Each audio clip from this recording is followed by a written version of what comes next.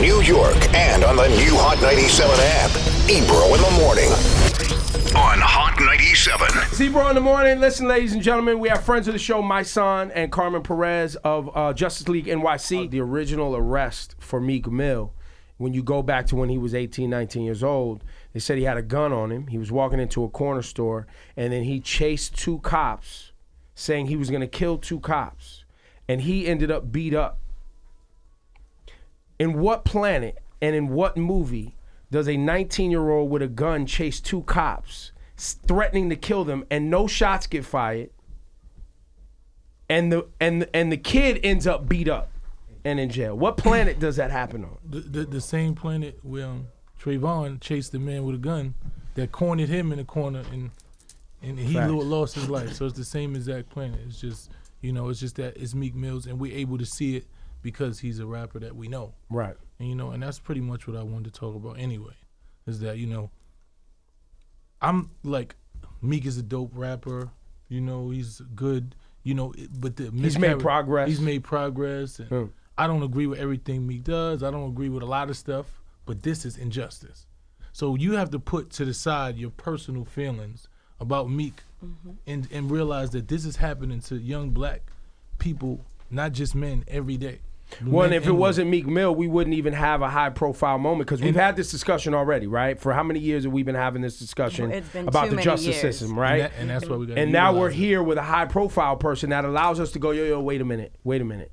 So basically, you had somebody who's been on probation since he was 19 years old. He's 30 years old. And now he's going back to jail for 2 to 4 years. For the crime he did at 19.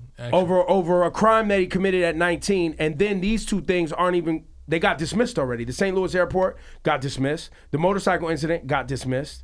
There's transcripts that show the judge had it in for him and had some ill fixation on him, anyway.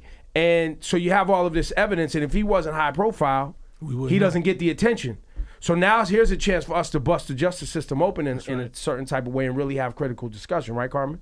Of course. I think what's important about this is the fact that, like, those folks that are sitting listening to you understand that this is really about them. I used to be that person that was listening to, California's hottest station, and on my way to school, and I was always being told and informed about how things impacted me, but wasn't really activated until it personally impacted me after I lost my sister.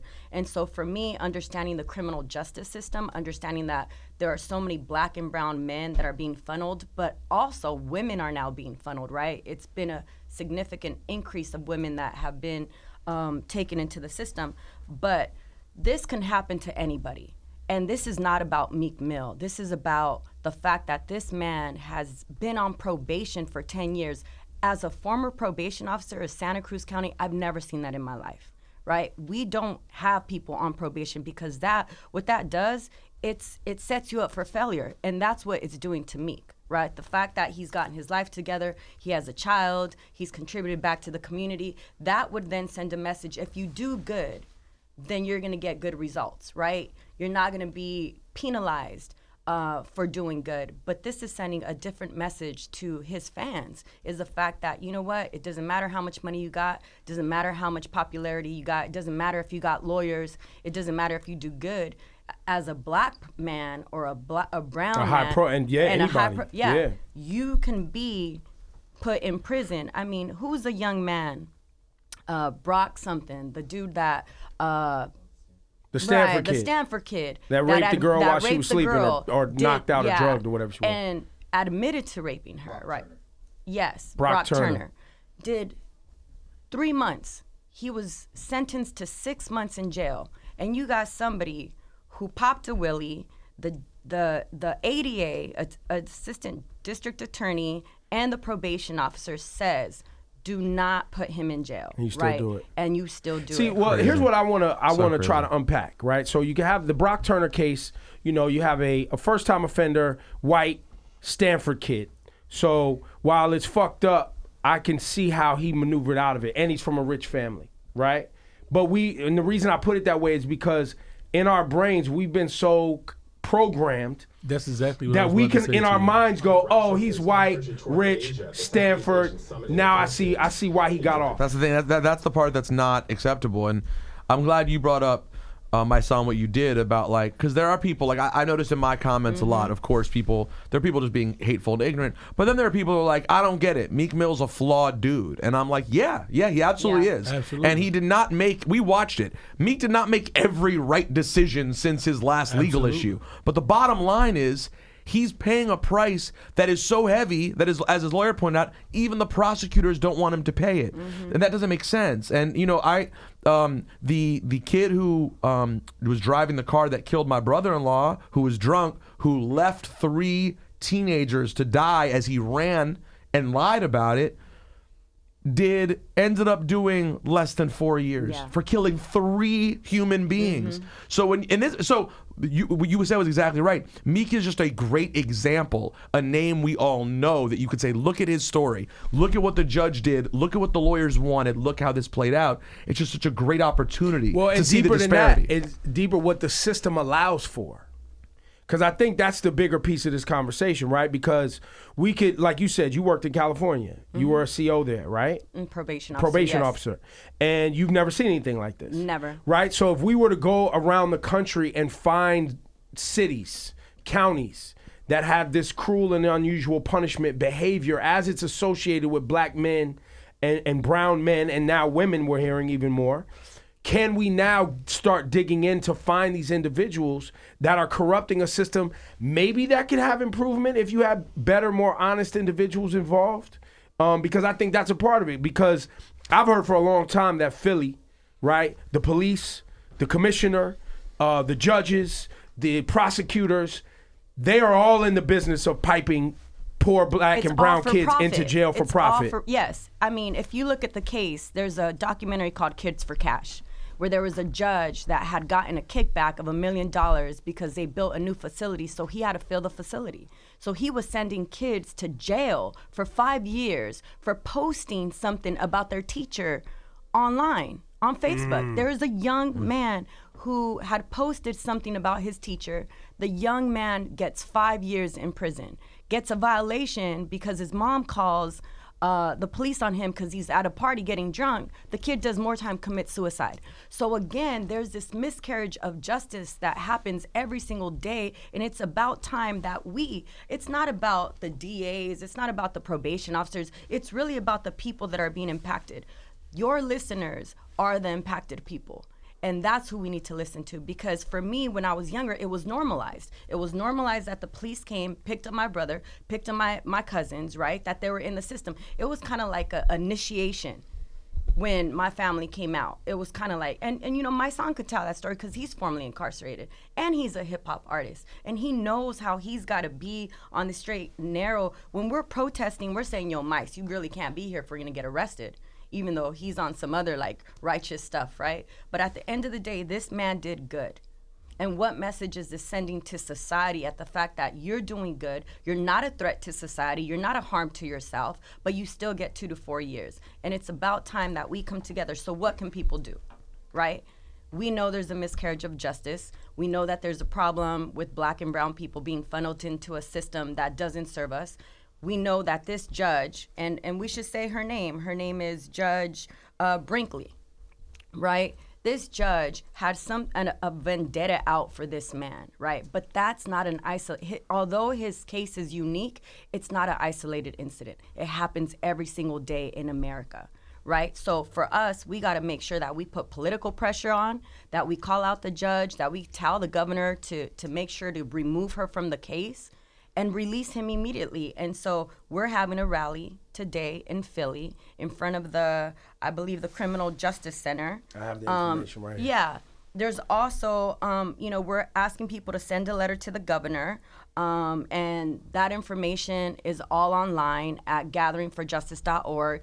And also you can sign a petition with Color of Change, right? There's a lot of things that people can do. So you know what? One, talk about it. Tell the stories of how your family members are, wrongfully accused. People make mistakes. At what point are we going to continue to judge people based on the lowest thing they've ever done. Well, and also I think this sets a precedent.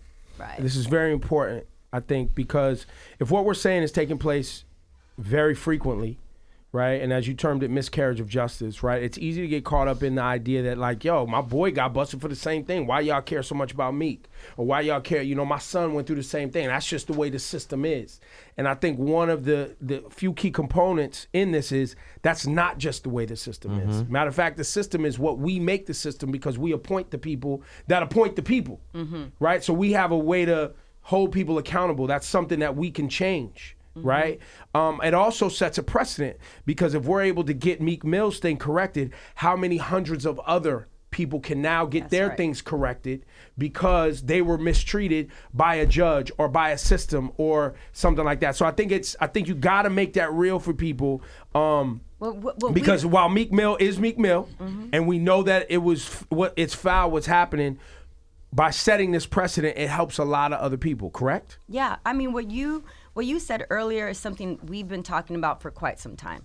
The abuse of power, right? When people get into positions of power, whether you're a police officer or a judge, you begin to abuse your power. This is what we're seeing at this time. The fact that we have 6.1 million people in America out of 300 million that can't vote because they have felony conviction is injustice. That's one out of three African Americans who can't vote, right? So it's also about elitism. When we're talking about the case of the Stanford kid, it's elitism. It's the fact that he has access, right?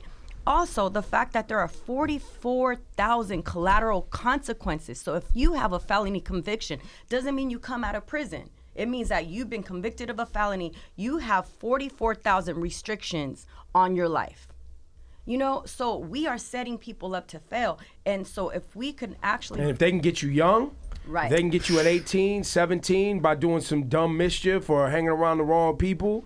You get caught up in the system, you're in. This is a perfect example of that. But that's the goal. And, and I know that firsthand, being convicted of a crime that I didn't do at 19 years old, and locked up and seeing the miscarriage of justice, watch how judges and lawyers sit there and they sway juries. They don't know what's going on, but you understand what's going on. You realize that the person said you didn't do it, but they said they can't put that into evidence because it's not admissible, and they threatening the witnesses, and the witnesses telling you, yo, I can't say that because they say they're gonna lock me up and I'm not breadwinner my. So nobody understands the behind the scenes things that's going on. So me firsthand identifying that and being in prison with guys who have stories that are way worse when they doing 20 and 30 years because somebody said they might have stolen a wallet that had $1 in it. Like, these are real stories that we're going through. So when you look at this, it's not an isolated incident, but it's reality. And my meaning for coming up here is to say, just the people who are directly impacted. Like, we blame us. We victim blame us all the time. I'm on my Instagram all day, and people are like, well, Meek knew what he was doing. He deserved this. And when you sit there and you start to say that in your mind, you start to really believe that. And that's how we're all programmed. No, we all come out the same way. And that's what I'm saying. We don't. You also come out, especially if you're someone who cares about justice. Yeah. You don't want to come out making excuses. You don't want to get behind the wrong case that you think, you know what, this person maybe not the person who's worthy of it. Because you don't even know what's going on. You don't know what's going on. For instance, I've heard Rosenberg. He was interviewing Chi and was like, he said something about me. He was like, oh, that guy's a fool. He threw his whole career away. And who said that? You did. About you? Yeah, but this is a long time ago. I'd have to see that. I don't even know what your case was, so I don't know how I would have said that. But I remember it. And he was interviewing who? He was interviewing Chi Ali. Chi Ali was. It's funny because I always think of them similarly because I think they look alike. But that's it. I don't remember saying that's crazy. No, but I did. But it's not. It wasn't personal. Maybe he was saying Chi through his stuff. No, he was talking about me. Well, I don't know your case. We gotta don't worry look this up. about it. You probably did. No, I'm upset about it now, my son. But it's not to be upset about. You absolutely did. No, but it shows. I see what you're saying though. I was built to believe that whatever I heard was like, oh, because that's what Remy said it today. People put out false news and people grab it, and these courts and these things, they utilize the false news and the false fabrications of fake news, Trump fake style. news, Trump whatever. No, don't try to give Trump his credit. I like false news is better. False news, but at the end of the day, facts, I just want us to start looking at it from a perspective that's real, not just what somebody gives you. Look at it from the perspective. A man, yes, maybe he definitely deserves to be held accountable for whatever he does. But we gotta look. The punishment has to fit the crime. If somebody does a wheelie and it's a violation, okay, you might have to sit in your house for a couple of weeks. You might have to do some community, but you don't take 2 to 4 years from a man's life, which ultimately takes his life away from him, because this is the breadwinner of this man's family. This is how they create the cycle. Yep. You understand what I'm saying? So now his child got to figure something out because he's not there to take care And of now he has a story about when his dad was locked up, and it just keeps going on. It's just, And it becomes normal. And we normalized. normalize abnormality, and that's what's wrong with our community. So I'm on my Instagram and I'm listening to people and I'm watching people and I'm like, how did we get this so But you know what? It's not just the black community. We normalize gun violence in this country like it's nothing. Like hundreds of people can get injured with bullets, and a week later we've moved on.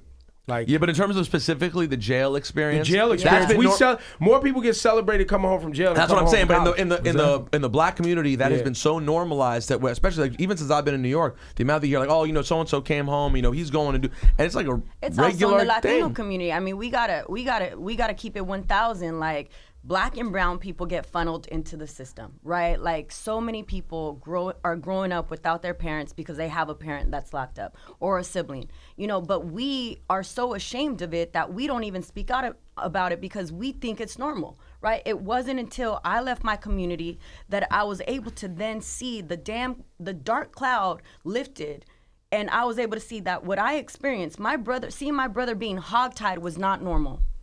Him being, it wasn't racially profiled. He fit the profile, right, of a shooting because he was brown. And I was like, wait, that doesn't happen to y'all?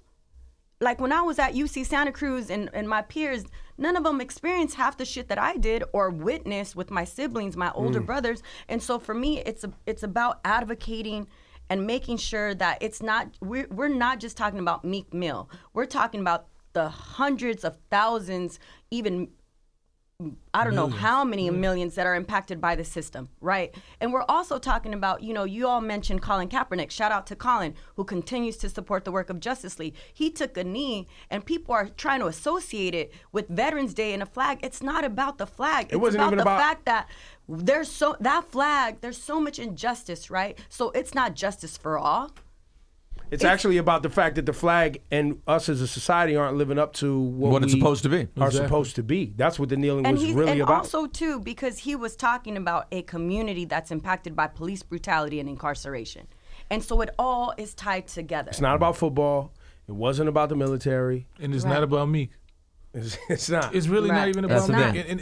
And I want him to be free because this is bigger than Meek. Yeah. This is giving judges absolute power, and absolute power corrupts absolutely. And you giving them the guard to say, you know what, today I don't feel like it, and I'm gonna give you 2 to 4 years. Like, there has to be something put in place. And when you take somebody's life away because you have a personal issue with them. It's true. Look, at the end of the day, how many people does the judge see, right? The relationship was with the probation officer. They do the social history, they do the checkups, they go and see if people are like meeting their probation terms. And the probation officer said he does not belong in jail. Like, against the probation officer's recommendations. That's not even the job of a judge. Now you're not even doing your job. Right. Your job is to execute. So now you're overriding the decision of an assistant district attorney and a probation officer. You are overriding that because now you have a personal vendetta against this person. This happens every single day. Judges think that they are teaching people a lesson by punishing them and having harsh sentencing. It's not. You don't teach people that way. You got to give them opportunities. Once you provide opportunities for people, then they know they have an option to change. And so he knew that there was options for him because he's been doing it. So again, this happens every single day in America. And you know what? And it's another case that I just seen with the judge in Rochester is dealing with the same issue. This lady was charged with a DUI. A DUI, they locked her up. And then they keep trying to say that she attempted violations, and they keep locking her up a year ago. And now they calling her drunk. They got it all in the news that she got 4 and 5 DUIs. When you do the research, she got 1 DUI. And she got alleged violations that they said she was drinking. Well, the reality is she might have an alcohol problem. But she's not a criminal, and they got this woman in jail. I did see this story. And I read up on it. And instead of putting her in a facility like, hey, ma'am, you have an alcohol problem, you need to go into a rehab facility for alcohol, They've dumped her in jail This is multiple one of- times, which is a whole other discussion. And she's the first Latino Hispanic woman to be judged. She was voted in. They elected her, so they don't really want her there anyway. So now That's So crazy. this is what's going on. And here's the rub on this piece of the combo, which is for a whole other day. You know, now that we're living in the world of the opioid crisis, right? That's right. And now opioid has gone from a drug charge and going to jail, and because rich kids are strung out too, it's moved into mental health. Right. That's right. And that's always the rub, is when it's black and brown, it's crime. That's right. Soon as it gets wealthy and white, it's a mental health issue. Yep. We need to get them in a facility, not put them in jail. You're also talking about mass shootings. Yes. I mean, it's anything that is associated with white. I mean, we're talking about white. We live under Yeah, see, but here's the thing. This is rule where of white supremacy. But here's the thing. This is where I feel like sometimes we get ourselves into trouble in terms of how we handle it. It's so bad overall when you unpack it all that it's almost impossible to try to handle feels at once. impossible. It feels It does. as opposed to being like, hold on, Let's take one. where are we president- going to? Where for the next month? Like, how do we? You know what I'm saying? And I get why it's so hard, because you literally look around and it's everywhere. You're watching Colin Kaepernick get blackballed on something that, in the grand scheme of things, compared to everything else, is light work, right? Exactly. But that's a huge story. Then you have a case like Meek Mill, which represents thousands of other cases of where basically there's just no. Damn, I want to say no sympathy for black life. No, there's a direct mission to put young black people behind bars, right? That's right. So you have all these different things that all are under this umbrella of just blanket white supremacy, but even trying to get people to understand and believe that white supremacy is a real thing. exists. Guys, Oh, trust it me, I is. see It's it. our mission every single It's- day. We wake up trying to dismantle white supremacy every single day. day. And we have debates. We talk about courageous conversations, meeting people where they're at, trying to champion them to our cause, have them understand, come on the Ebro morning show Thank you. to talk to the people. No, Because we've been having this discussion how long now? How long y'all been up here? What? About Last 4 years? 4 years. Yeah. This Obama was still president. yeah. Yeah.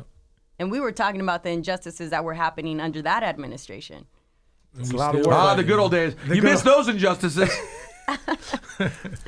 Yeah. But I will say this: it is a lot. And with Meek Mill, there is a rally today, and it's going on at the Criminal Justice Center, 1301 Filbert Street in Philly. Rally for Meek, and remember, Meek Mill is a representation of a lot of other problems and people that have had this same problem. Exactly. And this is a phenomenal moment in history where we actually have somebody who is high profile enough and can be, I guess, it's almost like gift and a curse, right? That's right. That Meek had to go do this time, but it opens up a dialogue and allows us to get deeper into this justice system and start to dismantle some of the issues in there. By the way, isn't this judge a black woman? Definitely. So, we But could talk a lot about of white us- supremacy. But no, we uphold white supremacy. No, I know. I was going to say, we could Okay. talk about white supremacy, but let's also talk about the fact that we as black and brown people with our conditioning continue the cycle on their behalf. That's yeah. right. And not just that.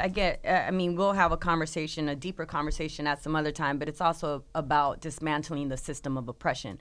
And that is the criminal justice system, right? Yeah. And so you could put people in there. If you don't have the right leadership that is talking about criminal justice reform or restorative justice, then you're going to allow these type of situations to be perpetuated. I'm telling you, I worked in Santa Cruz County as a probation officer doing system accountability from within. There is no accountability across the board on a And when you federal say level. accountability to Meaning like that human and their life. Right, And so- what you're doing so- to damage the greater community of people by not caring about this individual as a human being. Yeah, it's about making sure that people receive opportunities. If you're talking about rehabilitation, you're rehabilitating. You're not constantly sending them to prison for a violation that is not necessarily relevant in the court system.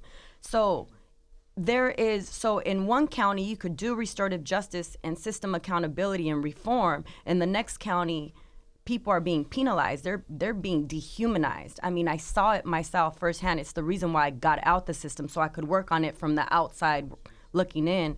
But at the same token, we have to also understand that it's going to take all of us. It's not just going to be people who are elected officials. It's going to take folks that are impacted by the issue. It's going to take community organizers. It's going to take artists. It's going to take us all. There's a lane for everybody. And so it's just about, we hope folks could come out in Philly today, show And their isn't there a support. justiceformeek.com up there as well? Yes. There's justiceformeek.com, Justiceformeek.com. hashtag justiceformeek, and you can find all this. Colorofchange.org has a petition that you can sign and share. I think it's upwards of I think it's at like 40,000 signatures right now. I mean, we need more signatures. I don't even, how did the signatures even play into that forces the governor to actually make a move, right? On this judge, the petition. And we also need folks like, we have a letter campaign that's going on right now, and I'll give you the bit.ly sign, but we need folks to actually send a letter. The letter's already crafted. You just go onto the bit.ly sign and you sign your name and it press send. And it goes directly to the governor to ask him to take the judge out of this. Yeah, if you can give us that, we'll post that. Yeah, it's bit.ly/justice for Meek. Justice for Meek, bit.ly.justice for. Okay, cool. Carmen, my son, always. It's always good to see you, but I hate always just seeing you guys. But I hate everything we talk about. I hate always having. It's really upsetting. There's hope, man. There's hope. There is. hope, man. And look, man. You guys have done so much great work since the moment you guys walked from New York to DC, and you know all the work you did in Albany. And I know it gets frustrating for you guys because you guys go in with a plan and just like the Raise the Age campaign, but it didn't quite hit the mark. But at least the door is open for more discussion on that. So I think everybody, if they don't already, really appreciate you guys for your work and giving your life. Thank you for giving us the opportunity to elevate. And whatever I said back then, I was stupid. I don't know. Don't worry about it. No, I probably did. No, he threw his life away. Now he's back. Look, No, he we've been rehabilitated. working, man. That's what's I up. just want everybody to know, man. At the bottom line, it doesn't matter if you like Meek, you mad him and Nicki broke up, you didn't like the song you put out. This is an opportunity to correct injustice. Yeah. I'm sad that you have to explain that, but I can tell through comments you realize you have to say you it. have to say it. See, my problem is not racist people. Is ignorant people that's like me, that look like me, the same color me, and they are more of the oppressor than the actual oppressor. So I need us to wake up and stop victim blaming. People think ignorance is race-based. No, it's a human. Don't you get it twisted. It is wrong. Everyone spreads out ignorance really nicely. No, because the reality is I understand what the enemy is thinking. But when you're supposed to be on my side and you with the enemy, then that's very much more problematic. We got to keep it real. Look, I go back home and I hear people just hating. As much as I do this work, right, you still got that hater. It's because people live, it's like a bucket of crabs. It's a barrel of crabs. You know, somebody's got to put somebody down in order for them to come up. That's how it is. I choose not to be amongst those people. I hang out with people who empower me, who inspire me, and that's the way I'm gonna live my life. And I hope other people could find that too. We gotta just change the way we live, and it starts with ourselves. It starts with personal reflection, and it's not about me waiting for Superman to come save me. We gotta save ourselves. We're the ones that we've been waiting from. We're the ones that we've been waiting for. And Grace Lee Boggs said that, and you know, it's what we do every single day, and we gotta keep it moving. Because if it ain't for Meek, it's somebody else. It's personally impacting the people that we love. Well, and now that it's become cool and in vogue and trendy to be informed, it's a much, take it from me, I've been having the same conversation on the radio since the 90s. Like Prop 187 in California. We that old, right? Like, I've been doing it that long, where we was dealing with immigration issues in California and watching Mexican people vote to not allow other Mexicans to become citizens and the whole thing and not have jobs and being like, wait, that, like dealing with it, gangs, all that. Been having the same convo. It was a very daunting feeling when you're having these conversations and people aren't even receiving the info. The fact that we live in a time where somebody like Colin Kaepernick's on the cover of GQ magazine, and it's cool to be informed and it's cool to be aware of what's happening, and there's documentaries that are easily accessible. You know, that's why you guys say there is hope, because that's what I think where the hope is the fact that now you can find other people that are interested and willing to work on uplifting communities and building bridges and building for the future versus feeling like you're out here all by yourself. That's right. So it's dope, and we thank you guys very much. Thank you. Word. Appreciate you.